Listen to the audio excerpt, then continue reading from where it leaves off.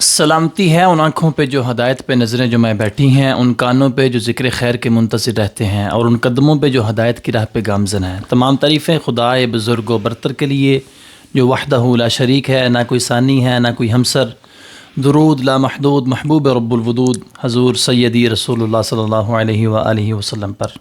ناظرین، آپ دیکھ رہے ہیں یونیک اسٹوڈیو، میں ہوں آپ کا میزبان محمد حنظلہ حسان۔ آج ہمارے ساتھ جو شخصیت موجود ہیں، بلا مبالغہ الحمدللہ ان کی تلاوت سن کے سینکڑوں ہزاروں طلباء جو قرآن کریم کی طرف آتے ہیں، اور ان کی تلاوت سن کے لوگ قرآن کریم کو اپنے بچوں کے لیے چوز کرتے ہیں کہ ہمارے بچے قرآن کریم پڑھیں۔ ہمارے ساتھ موجود ہیں فخر پاکستان الشیخ قاری محمد ابراہیم قاسی صاحب۔ السلام علیکم شیخ مکرم۔ وعلیکم السلام ورحمۃ اللہ تعالی وبرکاتہ۔ شیخ محترم، سب سے پہلے تو آپ کا بہت ممنون ہوں، آپ نے ہمیں اپنے قیمتی ٹائم سے ٹائم دیا۔ آپ کا بھی بہت شکریہ حنظلہ بھائی کہ آپ نے اتنے خوبصورت سے پروگرام میں مجھے مدعو کیا۔ اس پوڈ کاسٹ میں کافی عرصے سے آپ کی سے جو ہے نا اس حوالے سے بات چیت ہوتی رہی، لیکن بالآخر الحمدللہ ہم دونوں اس پوڈ کاسٹ میں جو ہے نا وہ اکٹھے ہو گئے۔ الحمدللہ۔ شیخ مکرم، آپ کے نام کے ساتھ قاسی ہے، یہ کیا ہے؟ یہ کوئی قبیلہ ہے یا آپ کی کاسٹ ہے؟ یہ ہماری کاسٹ ہے، ہم پشتون قبائل میں ہے قاسی قبیلہ۔ ٹھیک ہے۔ بیسیکلی جو ہے نا کوئٹہ میں زیادہ تر آباد ہیں۔ اس سے پہلے تو مختلف افغانستان میں بھی جو ہے نا وہاں پہ تھے، اور ہمارا جو بیسیکلی علاقہ ہے وہ کوئٹہ کا ہے، لیکن یہ جوب کا علاقہ ہے، ویسے یہاں سے مائیگریٹ ہو کر یہ کوئٹہ میں آباد ہوئے ہیں۔ ٹھیک ہے۔ تو بیسیکلی یہ ہے کہ قاسی قبیلہ بہت قدیم قبیلہ ہے کوئٹہ شہر میں، ٹھیک ہے۔ اور کوئٹہ کے یہ جو آبادی ہے اور کوئٹہ کے جو شہر کی جو زمینیں ہیں تقریباً وہ قاسی قبیلے کی رہی ہیں، اور ہمارے ساتھ اور اقوام بھی یہاں پہ ہیں، لیکن اصل میں یہ اس قبیلے کی ملکیت رہی ہے۔ ٹھیک ہے۔ یہ سب سے بڑا کوئٹہ میں قبیلہ قاسی ہے آج بھی؟ نہیں، قاسی قبیلہ اتنا بڑا قبیلہ نہیں ہے، اچھا جی، ہے چھوٹا سا، لیکن یہ ہے کہ اگر نسبتاً دیکھے تو قاسی قبیلہ جو ہے نا وہ باقی پشتون جو قبائل ہے اس کی نسبت بہت چھوٹا ہے۔ اچھا، ٹھیک ہو گیا۔ شیخ محترم، جب آپ نے آنکھ کھولی تو آپ کے گھر کا ماحول جو تھا وہ شیخ عبد الباسط عبد الصمد رحمہ اللہ تعالیٰ کو سنا جاتا تھا آپ کے گھر میں۔ آپ کے میں نے انٹرویوز دیکھے ہیں کہ آپ نے اس میں بھی بتایا کہ ہمارے گھر کا ماحول تھا کہ ہمارے گھر میں شیخ عبد الباسط کی تلاوت بہت چلتی تھی، لیکن آپ نے پھر شیخ عبد الباسط، حالانکہ وہ ایک میں کہتا ہوں کہ شاید دنیا قرات کا بہت بڑا نام ہے، لیکن آپ نے پھر ان کو چھوڑ کر آپ نے شیخ شہاد رحمہ اللہ تعالیٰ کو ان کو فالو کیا اور انہی کو پڑھا، اور آگے بھی پھر آپ نے ڈلیور بھی کیا۔ یہ کیا وجہ تھی؟ آپ کی بات بالکل صحیح ہے۔ ہمارے گھر کا ماحول شروع ہی سے قرآن کریم کا تھا اور ہے الحمدللہ، اور اللہ تعالیٰ سے امید ہے کہ آئندہ مستقبل میں بھی یہ رہے گا۔ شیخ عبد الباسط ایک ایسی شخصیت ہیں، اللہ پاک ان کو غریق رحمت فرمائے، کہ بچوں کو شوق دلانے کے لیے آج بھی جو ہے نا دروازہ وہی شیخ عبد الباسط ہی ہے۔ بالکل۔ اپنے بچوں کو قرآن کی طرف راغب کرنے کے لیے جو ہے نا اب بھی دروازہ عبد الباسط ہے۔ میں شروع ہی سے جو ہے نا عبد الباسط کو سنا تھا، چونکہ میرے بڑے بھائی قاری عبد الباسط صاحب وہ بہت شوق سے سنتے تھے۔ جب میں بچہ تھا اس وقت ہمارے گھر میں جو ہے نا شیخ عبد الباسط کی تلاوت سلو نہیں لگتی تھی، بلکہ اونچے آواز سے یہ تلاوت جو ہے نا ہم سنا کرتے تھے۔ کبھی ہم نے یہ ایسا نہیں ہوا کہ ہم نے شیخ عبد الباسط کو جو ہے نا دھیمے آواز میں سنا ہو، نہیں، ہم نے بہت جو ہے نا وہ جو ہے نا لاؤڈنس کے ساتھ جو ہے نا شیخ عبد الباسط کی تلاوت سنی، جس کی وجہ سے جو ہے نا وہ ہمارے ذہنوں میں جو ہے نا وہ بیٹھتا گیا وہ لہجہ، اور میں پھر شروع میں اسی کو جو ہے نا فالو کرتا رہا۔ اب بھی میں سنتا ہوں، ایسی بات نہیں ہے، لیکن ایسا ہے کہ انسان کے اوپر مختلف مراحل آتے ہیں۔ وہ اپنے چاہتا ہے کہ مطلب میں ابھی تھوڑی سی ترقی کر لوں، اور آہستہ سے پھر ایک اور سٹیپ آتا ہے، پھر ایک اور سٹیج آ جاتا ہے۔ تو ہوا یہ کہ پھر میں نے جب شیخ شہادت انور رحمہ اللہ کی تلاوت سنی تو میں بہت زیادہ جو ہے نا وہ حیران ہو گیا کہ یہ تو بالکل باقی قراء سے جو ہے نا ایک الگ راستہ ہے یہ. اچھا جی. تو میں چاہتا تھا کہ پاکستان میں ایک ایسا راستہ اختیار کروں جو صرف جو ہے نا کسی اور نے اختیار نہ کیا ہو. اب الحمدللہ بہت سارے لوگ اس کو کاپی کرتے ہیں. جی بالکل. اور پھر اس کے بعد یہ ہے کہ بندہ جب ایک لہجہ جو ہے نا اختیار کر لیتا ہے تو آہستہ آہستہ اس کی ترقی کے منازل یہ ہوتے ہیں کہ وہ پھر تھوڑی سی چیز یہاں اس سے لے لیتے ہیں, تھوڑا سا کسی اور سے لے لیتے ہیں, کسی اور سے اور اپنا اور ایک لہجہ تخلیق کر لیتے ہیں. اور ہونا بھی چاہیے کہ آپ ترقی کر سکتے ہیں, اس طرح مختلف چیزیں آپ جو ہے نا ڈیلیور کر سکتے ہیں. بالکل ٹھیک ہے. مطلب یوں کہہ لیں کہ آپ کو شیخ شہادت محمد انور رحمہ اللہ کا لہجہ پسند بھی آیا؟ بہت پسند ہے اور مجھے آج بھی پسند ہے. اللہ اللہ اللہ, بالکل ٹھیک ہے. شیخ محترم ماشاءاللہ تلاوت کے میدان میں جب آپ تشریف لائے, آپ کا اپنا ذوق تھا یا والدین کا شوق تھا؟ دیکھیں, ایک تو ماحول کے اثرات ہوتے ہیں. جی. میرے والد صاحب کو اللہ پاک غریق کی رحمت فرمائے, آمین آمین. ان کی بھی خواہش تھی. اچھا جی, ماشاءاللہ. اور پھر اپنا بھی ذوق ہو گیا. ایک اور بات ہے کہ آپ جب کمپٹیشنز میں اترتے ہیں, جب آپ کو کوئی کامیابی مل جاتی ہے تب آپ مزید پھر کوشش کرتے ہیں. تو میں اسکول کے زمانے سے جو ہے نا ایک کمپٹیشنز میں حصہ لیتا تھا, تو مجھے نہیں پتا تھا کہ مطلب میں اتنی اچھی تلاوت کرتا ہوں. جب میں اسکول کے زمانے میں جب میں کمپٹیشن میں جاتا تھا تو پہلی پوزیشن میری آ جاتی تھی. تب میں نے کہا کہ یار یہ تو میں تو اس فیلڈ میں جو ہے نا آگے بڑھ رہا ہوں. تب میں نے مزید محنت پھر شروع کی. اچھا, ماشاء اللہ ماشاء اللہ. شیخ اب تک ماشاء اللہ کتنے ممالک جا چکے ہیں قرآن کریم کی تلاوت کی شہرت کی وجہ سے؟ الحمدللہ, بس یہ اللہ پاک لے کے جاتا ہوتا ہے. قرآن کریم کے برکات ہیں. مجھے خود بھی جانے کا شوق ہے ویسے. اچھا, دنیا کے کئی ممالک میں مجھے جانے کا شوق ہے. تقریباً کوئی اپروکسیمیٹلی کوئی 35 سے 40 کے درمیان میرے اسفار ہو چکے ہیں مختلف ممالک کے. لیکن ایک ملک میں جو ہے نا کئی بار 10 بار 20 بار بھی جانا ہوا ہے. ماشاء اللہ. ٹھیک ہو گیا. شیخ محترم, جس طرح آپ نے ماشاء اللہ پاکستان کا نام روشن کیا قرآن کریم کی تلاوت کر کے الحمدللہ, تو آپ آنے والے جو نئے قراء ہیں کس کو دیکھ رہے ہیں کہ انشاءاللہ یہ بندہ بھی, یہ بچہ بھی یا یہ قاری بھی پاکستان کا نام روشن کرے گا؟ پاکستان کی بات کر رہے ہیں آپ؟ جی, پاکستان کا مطلب نام جیسے آپ نے روشن دیکھیں, میں تو دیکھ رہا ہوں کہ پاکستان میں اس وقت یہ شوق اتنا بڑھ چکا ہے الحمدللہ کہ میں اگر نام لینا چاہوں تو بہت ساروں کے نام لوں گا. شاید کچھ نام مجھ سے رہ جائیں, لیکن میں یہ کہتا ہوں کہ پاکستان میں بہت زیادہ ٹیلنٹ آ گیا ہے. ماشاءاللہ. بچے بن رہے ہیں. اب لڑکے قراء جو نوجوان قراء جو ہیں, میں ایسے قراء ہیں آپ کی یہیں گوجرانوالہ میں بہت اچھے قراء ہیں, لاہور میں ہیں, اور کوئٹہ میں آپ سوچے کہ کوئٹہ میں اتنے اچھے قراء بن رہے ہیں, کراچی میں ہیں. تو میں بلکہ پشاور میں بہت سارے ایسے قاری ہیں کہ وہ انٹرنیشنل کمپٹیشنز میں جاتے رہتے ہیں. تو یہ خیر کے جو ہے نا وہ اللہ پاک کے دروازے ہمیشہ جو ہے نا وہ یہ کھلے ہوتے ہیں, اور یہ خیر انشاءاللہ وہ نکلتا جائے گا. انشاءاللہ یہ آتا رہے گا. آپ بتا دیں پھر بھی ہمارے ناظرین کو. نوجوان قراء میں اب آپ کے جو ہے نا وہ گوجرانوالہ کے قاری عبدالباسط ہیں, اور یہاں لاہور میں جو ہے نا قاری عثمان ہے, بہت اچھا قاری ہیں. ہمارے کوئٹہ میں سے جو ہے نا وہ قاری عبدالوہاب انشینی بہت اچھا قرآن پڑھتے ہیں. قاری عبداللہ خالد ہیں, بہت اچھے تلاوت کرتے رہتے ہیں. اور بھی بہت سارے قاری, پشاور کے جو ہے نا حماد اللہ بہت اچھی تلاوت کرتے ہیں.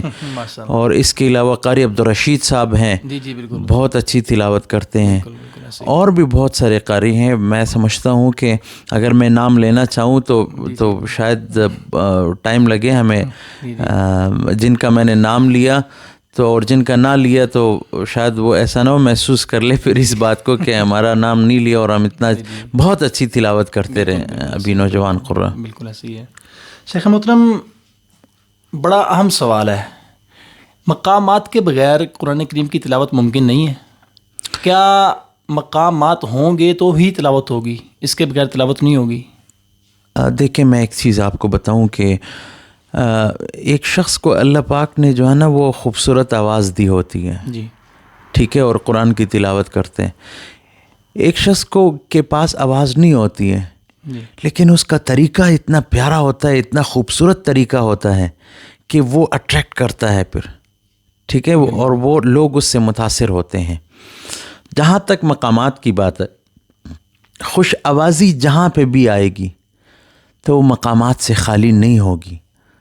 ٹھیک وہ ہے. کوئی نہ کوئی مقام ضرور ہوگا، لیکن وہ جو قاری صاحب ہے اگر اس کو نہیں پتہ، یہ تو اس کی بات ہے کہ اس کو نہیں پتہ، لیکن کسی نہ کسی مقام کو ضرور ٹچ کرتا ہوگا وہ. ٹھیک ہے شیخ، اس میں ہی ایک سوال یہ ہے کہ مقاماتی موسیقیہ اور مقاماتی جو قرآن کریم ہے ان میں کیا فرق ہے؟ دیکھیں دونوں آوازیں ہیں، ٹھیک ہے ٹھیک ہے. موسیقی اگر آپ یہ کہ موسیقی کے آلات کے اوپر اگر آپ کسی چیز کو جو ہے نا وہ پڑھیں گے تو موسیقی ہو گئی نا، لیکن قرآن کریم جو ہے نا موسیقی کی محتاج نہیں ہے. ٹھیک آپ کی خوش آوازی ہی سب کچھ ہے، یہی موسیقی ہے قرآن کریم کی. آپ کو آلات کی ضرورت ہی نہیں ہے. جی ٹھیک ہے. ٹھیک ہے، لیکن قرآن کریم پڑھنے کے لیے پھر بھی آپ کو مطلب کسی کے پاس جا کے سیکھنا تو پڑے گا نا. تو یہ اصل جو آوازوں کو سیکھنا پڑے گا. جی جی آپ آواز سیکھ سکتے ہیں، آپ انسٹرومنٹس کو تو یوز نہیں کر سکتے ہیں. تو مطلب آوازوں کو سیکھنا، جو لوگ اس کی نفی کرتے ہیں، جو لوگ اس کی نفی کرتے ہیں کہ مقامات، یہ بعض لوگ تو یہاں تک کہتے ہیں کہ مقامات ہے ہی حرام ہے. وہ کس نہیں، بنیاد- مقامات کیا ہے؟ مقامات حرام ہے، اچھا، وہ کس بنیاد پہ کہتے ہیں؟ اور اگر آپ کہہ رہے ہیں کہ مقامات کو مطلب کوئی بھی آواز یا جہاں پر آواز آئے گی، خوبصورت آواز آئے گی یا جہاں پر بھی لحن آئے گی تو وہاں پر مقامات تو بنیں گے. اللہ کے نبی صلی اللہ علیہ وسلم نے فرمایا کہ من لم یتغن بالقرآن فلیس منا. بالکل ٹھیک ہے. جو شخص قرآن کریم کو خوش آوازی کے ساتھ نہیں پڑھے گا تو وہ ہم میں سے نہیں ہے. تو مجھے یہ بتایا جائے کہ خوش آوازی کیا ہے. لیکن شیخ مقامات تو نہیں نا اس میں آتے ہیں. نہیں، مقامات، آپ خوش آوازی کس چیز کو کہتے ہیں؟ آپ مجھے بتائیں خوش آوازی ہے کیا چیز؟ شیخ مجھے میرا خیال ہے، میں کہوں کہ میری اپنی آبزرویشن یہ ہے جی. کہ وہ لوگ شاید صرف مقامات کے نام سے کہتے ہیں کہ جی آپ یہ مقامات کے نام نہ لیں، آپ جو مرضی پڑھتے جائیں. ایسا ہی ہے. دیکھیں، کان کو اگر آپ اس ہاتھ سے یہاں سے پکڑیں گے یا اس طرف سے، کان ہی کو آپ نے پکڑا ہے بھائی، ٹھیک ہے. تو بات یہی ہے، میں تو سمجھتا ہوں، میرا یہ ذاتی رائے یہ ہے، باقی ان کے پاس جو دلیل ہے وہ ان کے ہاں ہوگا.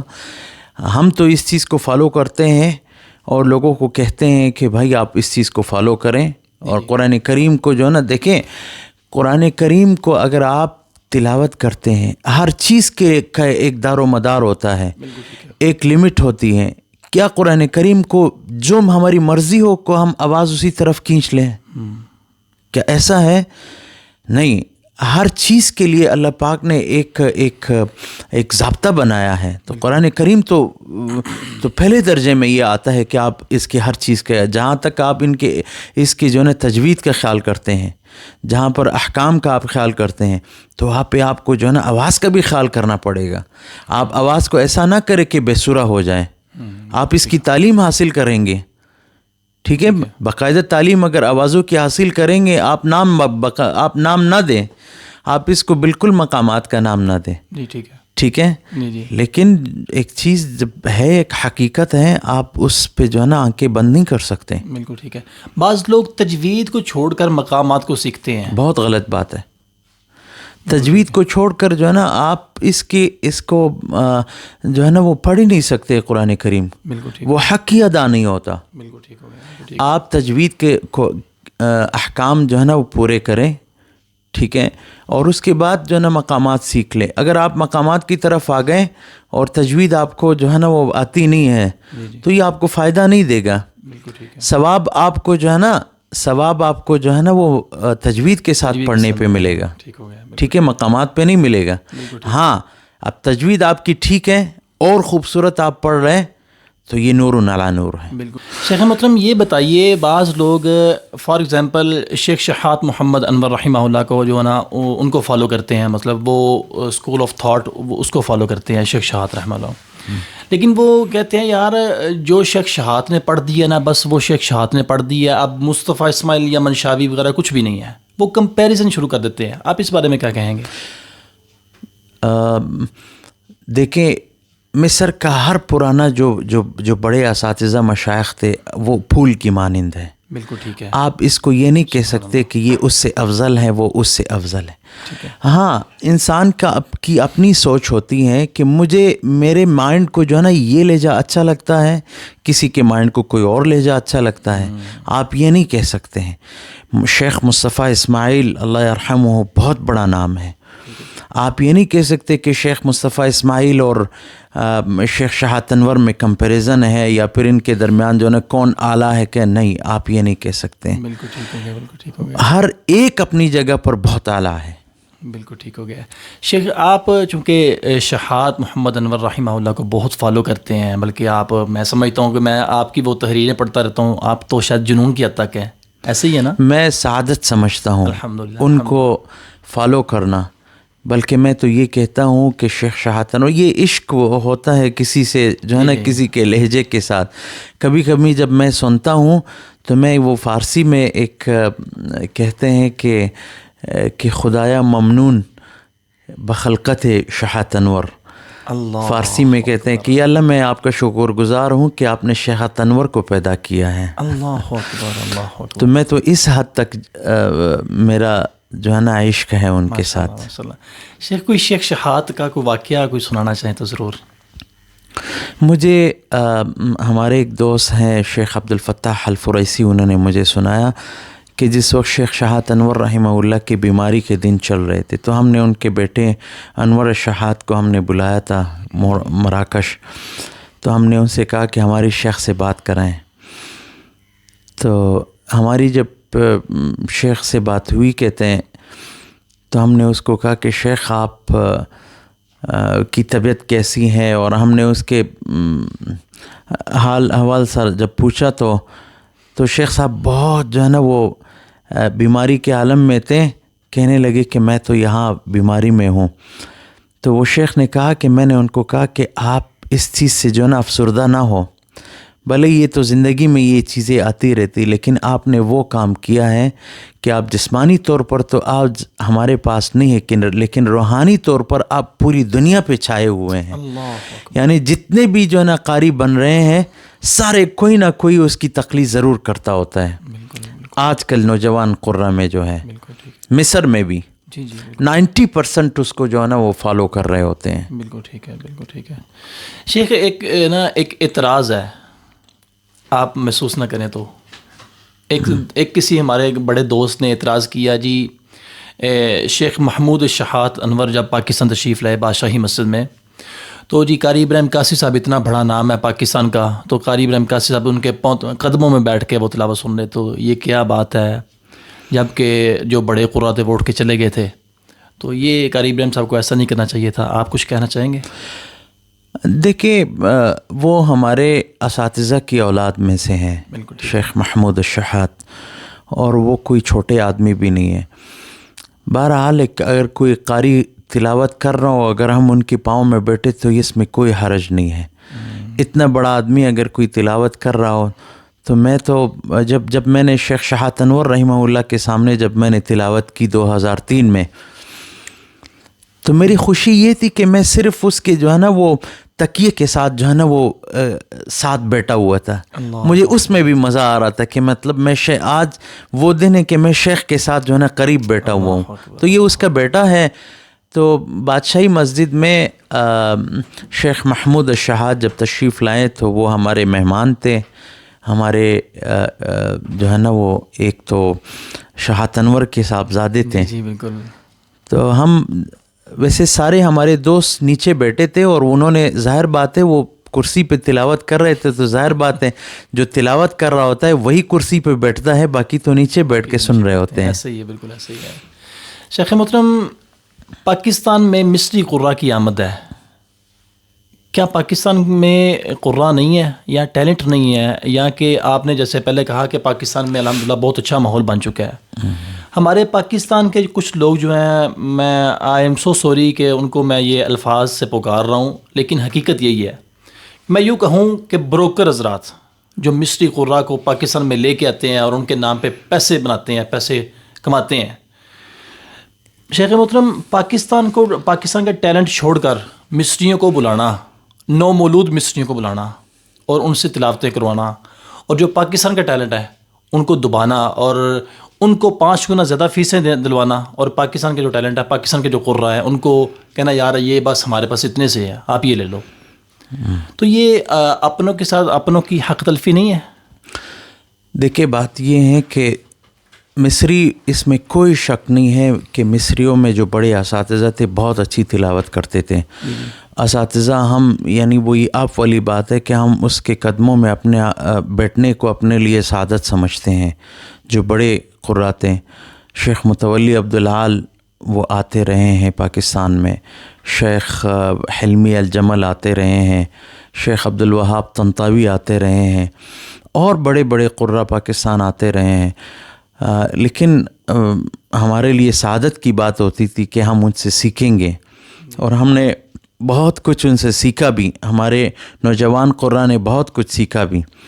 جہاں تک آج کل کے جو نوجوان قاری آ رہے ہیں ان میں وہ چیز نہیں رہی، ٹھیک ہے.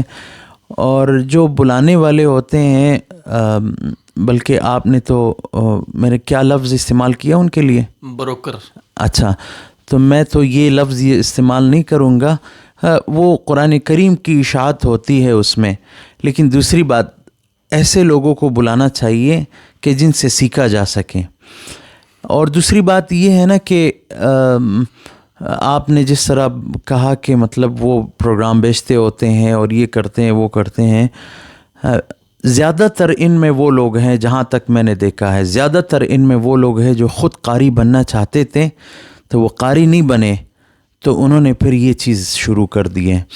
ان کو محنت کرنی چاہیے، ان کو خود آگے آنا چاہیے، خود اس حوالے سے جو ہے نا اپنے آپ میں جوہر پیدا کرنا چاہیے، بلکہ شہرت اور نام و نمود کے لیے جو ہے نا کسی کو استعمال نہیں کرنا چاہیے کہ مطلب میں نے اس کو بلایا ہے. بھائی آپ خود اپنے اندر یہ ٹیلنٹ پیدا کریں، آپ خود ساری دنیا جائیں، ٹھیک ہے. یہ اس سے بہتر ہے کہ مطلب آپ جو ہے نا کسی اور کے ذریعے سے جو ہے نا ٹھیک ہے. شیخ محترم، آپ نے مجھے کہا کہ میں آپ کی بات پر 100% اتفاق کرتا ہوں. آپ نے مجھے کہا کہ آپ نے کہا، میں نہیں کہتا بروکر حضرات. آپ یہ فرمائیے کہ میں نے جو بروکر کہا ہے وہ غلط کہا ہے، پہلی بات. دوسری بات یہ ہے کہ جو لوگ یہ کر رہے ہیں، آپ یہ دیکھیے شیخ محترم ہمارے نوجوانوں کے ساتھ کیا سلوک کیا جا رہا ہے. بالکل ایسے قراء کو وہاں سے میں سمجھتا ہوں کہ شاید ان کو شاید وہاں پر بھی کوئی نہ جانتا ہو، جو یہاں پر آ کے ہمارے اسٹیجوں پہ بڑی بڑی محفلیں پڑھتے ہیں اور اچھے خاصے وہ پیسے لے کے جاتے ہیں. اس میں کردار کس کا ہے؟ اگر ان کو بروکر نہ کہوں تو کیا کہوں؟ پھر وہ آپ فرما دیں. دیکھیں، وہ تو مہمان بن کر یہاں پر آتے ہیں، جو مصری قاری ہیں. یہاں پر جو ہے نا جو لوگ ان کو بلاتے ہیں، میں نے دیکھا ہے کہ وہ خود لوگوں کو جو ہے نا وہ منتیں کر رہے ہوتے ہیں کہ مطلب آپ پروگرام رکھ لیں. اور میرے خیال میں سب لوگوں کو اس حوالے سے جو ہے نا وہ پتہ ہوگا. قرآن کریم ایک وقار کی چیز ہے. میں ان لوگوں کو بھی کہتا ہوں جو ان کے میزبان ہوتے ہیں کہ قرآن کریم کو آپ وقار دیں اور قرآن کریم کی اس طرح بے توقیری نہ کریں. یہ قرآن کریم کی وقار کے خلاف ہے کہ اگر آپ اس طرح جو ہے نا وہ لوگوں کو جو ہے نا بلا کے، اور ایک تو مہمان کی بھی بے توقیری ہے. مہمان اگر آپ کے پاس آئے گا تو اس کی عزت کریں، اس کے ساتھ جو ہے نا وہ اچھا برتاؤ کرے، وہ یہاں سے خوش ہو کے جائیں، ٹھیک ہے. یہاں پہ کتنے تھکے ہوئے ہر قاری جب جاتے ہوئے جو ہے نا اکثر لوگوں کو جو ہے نا بددعائیں دے کے جاتا ہوتا ہے. اللہ اکبر، اللہ اکبر.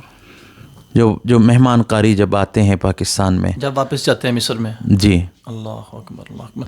اچھا شیخ محترم، اس میں بڑا اہم سوال یہ ایک آتا ہے کہ ایک وقت وہ بھی تھا، ہم نے دیکھا جب میں بروکر نہیں کہتا لیکن ان میں اچھے بھی لوگ ہیں الحمدللہ، سارے ایک جیسے نہیں ہیں، بہت اچھے لوگ بھی ان میں موجود ہوں گے انشاءاللہ. شیخ متولی رحمہ اللہ تعالیٰ وہ یہاں پر پاکستان میں تشریف لایا کرتے تھے. شیخ شہاد جیسے آپ نے فرمایا کہ تشریف لایا پاکستان میں. اسی طرح بہت سال شیخ ہنداوی بھی آئے، رمضان الہنداوی. تو یہ مطلب اتنے بڑے کبار قراء کرام پاکستان میں تشریف لاتے رہے. اب کیوں نہیں آتے؟ کیا اب مصر میں قراء ناپید ہو چکے ہیں؟ نہیں، بہت بڑے قاری ہیں اب بھی مصر میں، بہت اچھے قاری ہیں. لیکن چونکہ یہاں پہ ماحول کچھ اس طرح سے بن گیا ہے نا کہ اب یہاں کے محافل والے بھی اس کو افورڈ نہیں کر سکتے ہیں.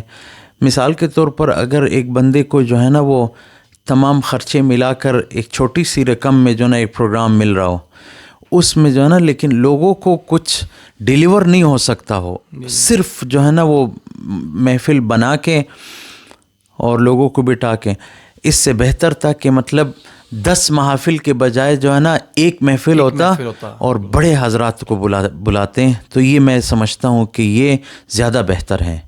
آپ ان میزبانوں کو کوئی پیغام دینا چاہیں گے جو یہ مصری قراء کو بلا رہے ہیں؟ ٹھیک ہے, وہ بلانا چاہتے ہیں لیکن یہ ہے کہ وقار کو ملحوظ خاطر رکھیں اور ایسے اساتذہ کو لے کر آنا چاہیے بجائے کہ 10 پروگرام کے آپ 2 پروگرام کر لیں لیکن وقار کے ساتھ کر لیں. اور اس میں ایسے اساتذہ کو ہونا چاہیے تاکہ آنے والی نسل کے لیے فائدہ ہو. یہ نہ ہو کہ مطلب آپ نے پیسے لے لیے اور ان کو دے دیے اور چلتے بنے. یہ اس چیز سے اجتناب کرنا چاہیے. ٹھیک ہے شیخ محترم, آخری سوال ہے, آپ کا کافی ٹائم لے لیا ہے. آخری سوال یہ ہے کہ جو نئے قراء آ رہے ہیں قاری بننے کے لیے ان کو آپ کیا تلقین کرنا چاہیں گے, کیا نصیحت کرنا چاہیں گے؟ بھائی آپ یہ پیرامیٹرز ہیں, آپ یہ یہاں تک آپ نے رہنا ہے, اس کو آپ نے کراس نہیں کرنا, تو پھر آپ انشاءاللہ ایک کامیاب اسٹیج کے قاری بن جائیں گے. دیکھیں سب سے پہلے جو ہے نا اپنے اندر اخلاص پیدا کر لیں. بالکل ٹھیک ہے, سبحان ٹھیک ہے کہ اخلاص کے ساتھ وہ قرآن کریم کی تلاوت کریں اور یہ جو ہے نا القابات اور یہ نام و نمود کے پیچھے نہ پڑیں. ٹھیک ہے, تو یہ چیزیں جو ہے نا انسان اگر جو ہے نا اگر آپ کے اندر جوہر ہیں, ٹھیک ہے, آپ کچھ پڑھ سکتے ہیں, آپ نے اپنے اندر جو ہے نا کچھ ٹیلنٹ پیدا کیا ہے, تب آپ کو کچھ کہنے کی لکھنے کی ضرورت بھی نہیں پڑے گی. آپ کو کچھ اپنے ساتھ جو ہے نا وہ القابات لکھنے کی ضرورت بھی نہیں ہے. لوگ خود آپ کو جو ہے نا بڑے بڑے نام سے پکاریں گے. حالانکہ اس چیز قاری کو پھر بھی ان چیزوں کے پیچھے نہیں پڑنا چاہیے, القابات کے پیچھے نہیں پڑنا چاہیے. آپ کو ایسے ہونا چاہیے کہ آپ کے اوپر نہ تو آپ کی تعریف اثر کریں اور نہ تو آپ کے اوپر تنقید اثر کریں. آپ کو اپنے کاز کے ساتھ اتنا جو ہے نا وہ مخلص ہونا چاہیے کہ بھائی میں نے یہ کام کرنا ہے, لوگ میری تعریف کریں یا میری تنقید کریں, میں اخلاص کے ساتھ کر رہا ہوں, میں چلتا بنوں اس کے اوپر. بالکل ٹھیک ہے شیخ, آپ نے جیسے القابات کہا کہ القابات کی طرف نہیں بھاگنا چاہیے, تو میں نے کچھ ایسے لوگوں کو بھی دیکھ رکھا ہے جو وہ مطلب خود ہی امیر النغم, حالانکہ یہ لقب اتنا بڑا لقب ہے, یہ شیخ شہاد کے لیے خاص ہے, تو وہ خود سے لکھ لیتے ہیں پھر آگے الشیخ قاری فلاں فلاں فلاں وغیرہ وغیرہ. تو آپ, میں کہتا ہوں کہ جو امیر النغم اپنے ساتھ لکھتے ہیں یہ تو شیخ شہاد انور کا لقب ہے. یہ لقب تو میں محمود شہاد کو بھی نہیں دینا چاہتا. یہ لقب تو جو ہے نا میں تو کسی مصری قاری کو بھی نہیں دینا چاہتا. اور جو لوگ اپنے نام کے ساتھ آج کل کے لکھتے ہیں تو میں تو بس ان کے لیے دعا کر اللہ پاک ان کو ہدایت دے. شیخ محترم آپ کا بہت شکریہ, آپ نے ہمیں اپنے قیمتی ٹائم سے ٹائم دیا. ناظرین, یہ تھی آج کی ہماری پوڈ کاسٹ. ہمارے ساتھ موجود تھے فخر پاکستان الشیخ قاری محمد ابراہیم قاسی صاحب. تو شیخ صاحب آخر میں پھر آپ کا شکریہ ادا کرتا ہوں. آپ کا بھی بہت شکریہ. السلام علیکم و رحمۃ اللہ. وعلیکم.